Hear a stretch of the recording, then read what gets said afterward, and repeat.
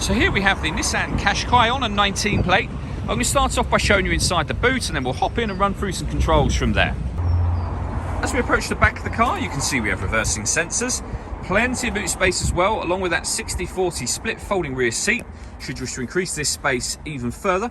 The car also comes with this vinyl boot liner, which would have been an additional cost, and then loads of extra space underneath here, and you can remove these trays completely should you wish to. Okay, now that we're inside the car, we're going to start with the dials. On the left-hand side, we have the rev counter, and on the right-hand side, the speedometer and fuel gauge. You can see that we've got a digital readout for the speedometer in the middle. You can change the information that's displayed there by using buttons on the steering wheel for various bits of trip computer and car information, including your sat-nav and audio menus as well. We back out to the steering wheel. The buttons I was using just a moment ago are on the left here. We then have stereo controls around that. On the right hand side, we have cruise control and speed limiter, as well as phone controls here. The phone controls can only be used after such time as you pair up the phone, and that is done over on the touchscreen in the center just here. You can also see that we've got satellite navigation available as well. There's a full video showing how that works on both our website and on our YouTube channel as well. You can access various things from your main menu, or you can press the buttons that are down the left and right hand side. So for example, press the audio button, you'll get the audio menu.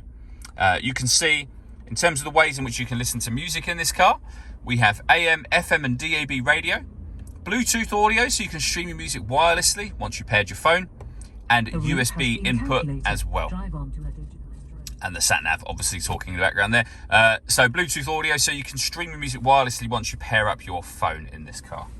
If I pop the car into reverse, you'll also see we have a 360 parking camera, so a bird's eye view image of the car and a reversing camera. And it goes a couple of steps beyond that. If you press the camera button, you get a front-facing camera and the same bird's eye view, or a front-facing camera and the front passenger side wheel.